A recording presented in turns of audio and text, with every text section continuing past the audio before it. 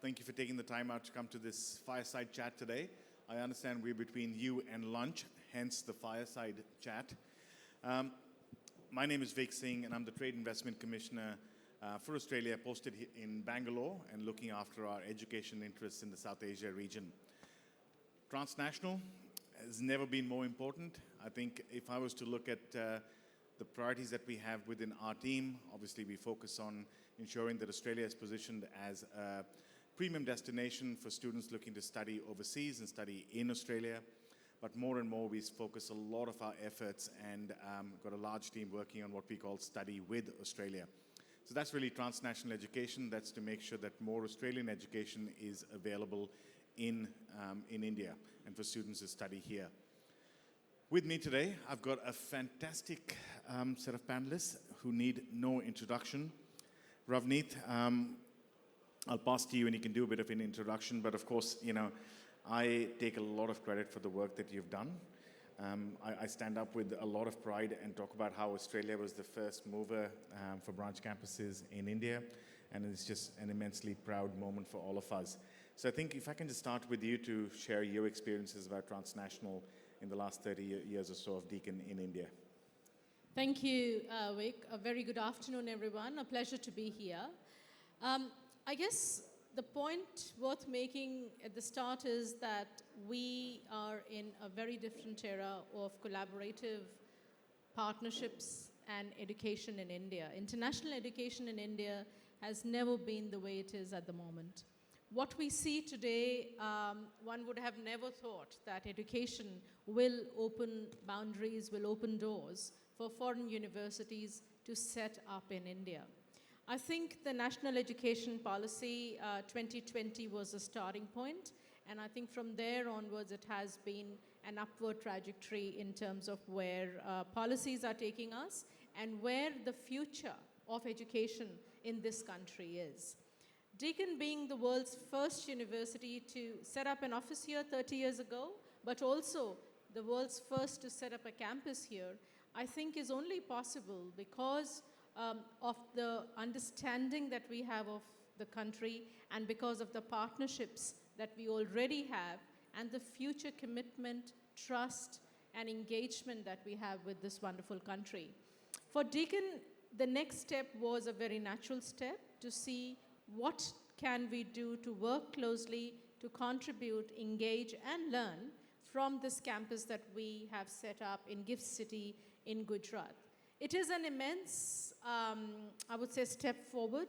This is Deakin's first campus overseas, but we have gone quite fast. Our second one is being launched this month, later this month, in Indonesia. So we are on a bit of a roll at the moment, but I think it is a big one, and we are very excited. We've had the first batch of students commence. It's a learning experience, and very happy to share more in detail as time allows us. Thank you, Ravneet. Perhaps a third one in India at some stage as well. Excellent. Dr. Shekhar, we were just discussing earlier, how powerful it is at the moment for an Indian student to have the opportunity to really get a degree from VIT and a degree from Deakin, and get perhaps some post-study work experience in Australia as well. Such a powerful proposition. You're a man in demand. Just walking from the speaker's lounge to here, I think we've had 17 people stop you. Tell us about your experience with Transnational. Thanks, Vic. It's a great opportunity to talk to all of you right now. As you know, VIT has been at the forefront when it comes to forging international relationships, and I'm happy that one of our strongest partners is sharing the stage with me here at Deakin University. So we have been doing many programs like a semester abroad program and an international transfer program, and sending our students for research programs, etc. And all this has been possible even before the NEP came in. VIT has been venturing into many of these partnerships, and there's a strong interest from our students to do research abroad, to study abroad, etc. So all this we are able to channelize because of our partnerships. And coming back, NEP 2020 has been a game changer. Now the government is formally recognizing this relationships. I want to talk more about it in the next round. Fantastic. No, thank you, Dr. Shekhar. And I think, from our perspective, it's really exciting because we're sitting at this world stage and, we talk about transnational education, we talk about branch campuses, and particularly for any of my friends from the United Kingdom in the room, we always refer to it as the Ashes, where, Ravneet was number one, and then we had University of Wollongong number two. Now we've got University of Southampton and a few more intent announcements as well happening in the gift cities. I think it's truly an Ashes, but it's turning into a World Cup because I can see so much more interest happening from all over the world. So, from sitting from where we see it, obviously we work closely with a lot of our federal agencies that are engaged with the Indian government. I find it fascinating in terms of the willingness to share information, the willingness to connect at all levels, whether that be at the UGC or the ministry. Ravneet, I guess starting with you, you've both mentioned the NEP, but what role does government actually play, and positive, negative, what are you seeing at the moment? Look, I think government plays a very important role, I guess, because it lays the foundation, it sets the framework. And in case of India, I think it's even more important because it really defines the boundaries, so to say, in which you operate. And you can see the difference in this case, pre and post. So pre-NEP, partnerships like Shekhar mentioned were existing, but they were not that strong and not that true partnerships because Indian students could not get credit for the work that they would have done in an international institution. So it was mostly one-sided, that students would go through an articulation pathway or they would go for a short period of time but not necessarily get the credit back here. But now I think with NEP, and that is policy, it has made it mandatory for institutions to look at their internationalization strategy, to look at their partnerships, to look at their strategic value that they bring to their institution and the future. So I think it has really set the scene for a very strong engagement between India and the rest of the world. Coming to the policy of foreign universities being allowed to set up a campus, like I think Shekhar said, it is a game changer. Because who would have thought that you could offer a degree in India from your institution as per your own regulations? And in the case of GIFT, we are regulated by our home country. So we do not need any approvals from the Indian bureaucracy or the Indian approving authorities, which I think is an absolute game changer. It does put a lot of focus on internationalization on both sides, and I think a true partnership is absolutely possible and is really, really going that path. For Deakin, I think having partners like VIT, Chitkara, and so many others that we work with is a very important strategy that Deakin has focused over the 30 years and will continue to do that. But I think having a campus is also supporting the value chain of giving an opportunity to students to study here in India, in their home country, with internationalization and the international curriculum accreditations that Deakin brings with it. Such a powerful proposition, I think, and there's this constant talk about India being the hub for the rest of South Asia and beyond, and especially I think with campuses that are setting up now. Dr. Shekhar, from your perspective, role of government, and from an Indian institution's perspective, how do you see all of this playing out? So the FHEI regulations allowing foreign institutions to set up campuses in India is a big milestone in the Indian higher education sector. Originally, it started off with the GIFT City, even before the FHEI regulations came. We welcome it. The kind of liberal policies which have been enumerated, where the approvals are not required and the bureaucracy is less, etc. And what I would suggest to the government is such liberal rules are applied to the Indian institutions also in getting approvals, etc. I mean, or lack of thereof, etc. So that there will be a better level playing field. But it's a welcome move. I mean, competition is welcome. And at the reverse way, VAT is launching its Mauritius campus in the upcoming 25 years. So as Indian institutions are also going abroad, IIT is setting up in Abu Dhabi and Tanzania. VAT is setting it up in Mauritius. So we are looking at Africa as a market. So again, it's completely becoming international education where students, we are reaching closer to where the students are. I think that's the order of the day. And we welcome such moves where it becomes easy for students to get quality education closer to home.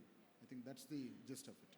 You know, Vic, if I may sort of add to this, what I feel is really going to be the next change maker would be if foreign universities are allowed to collaborate with Indian partners to set up joint campuses. At the moment, it's a very distinctive feel that you set up your campus and the Indian institutions set up their campus overseas. But I think if the government in the future does talk about real engagement, real collaboration, it would be like for universities like Deakin, we'd love to partner, you know, in a joint sort of a partnership model. At the moment, you can do it in a joint venture, but it's fairly complicated.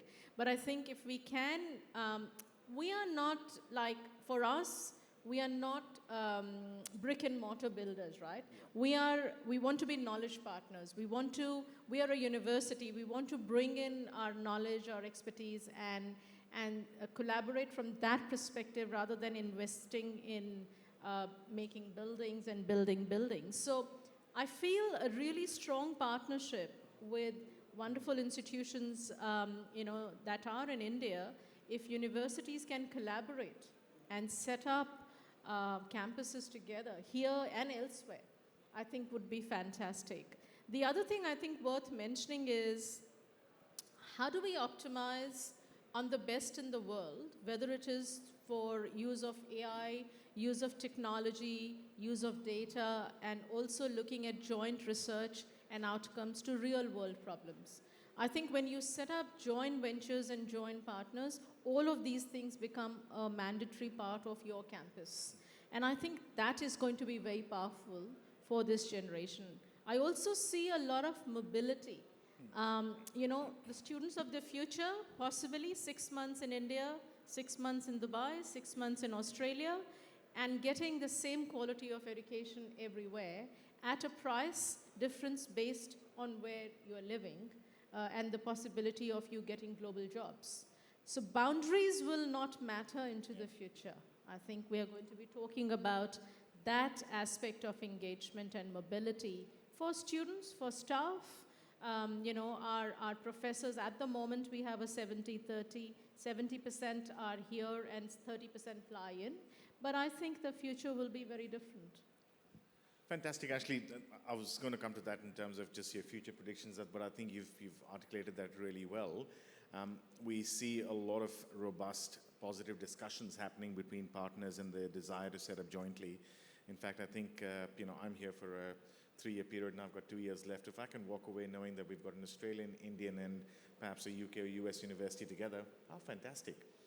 Dr. Shekhar, just coming back to your point about, you know, Zanzibar for the IIT and your aspirations in Mauritius. Does Indian government policy support you on the way out as well? Yes. I mean, right now we are setting up Mauritius as an independent university, but as a deemed university, I have the option of getting an offshore campus, getting permission from the government of India also. So it does encourage, but a lot more needs to be done.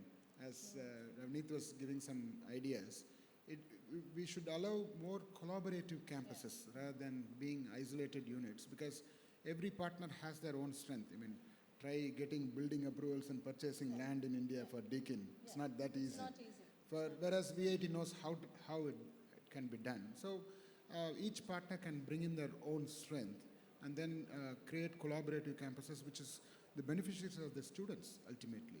I think such ideas should be welcome for the government. I mean, I feel that, you know, there is going to be a lot of movement in this space. There will be students who would want to continue to go overseas. I don't think that will change. I mean, India is an aspirational country, 400 million in the aspiring middle class. That's going to continue. There will be some who would want to have careers overseas, so they will also look at the joint partners and joint programs. But a lot of them are not able to go overseas. So what happens if they do want internationally accredited degree, which I think is important to be administered and made available through the wonderful partners that one can establish rather than in our own right. That would be our preference, I think, into the future. Yeah, absolutely. And I think we always said 15 minutes is too short to have this discussion. We could be sitting here for hours. So Pooja, next time, please give us an hour. But thank you very much. If I can just ask you to, just in one word, when you look at transnational education, you look at India, in one word for the next 5 years, what comes to mind? One word. One word, truly global. I don't know if it's one word, but... Yeah. It's 2 words. Trugobally. We'll just call it Trugobally. Exciting. I think it has no boundaries, and I think it's very exciting. Excellent. Thank you very much, and a big thank you again to ASU+GSV Emeritus for having us, and thank you for taking the time out. Thank you.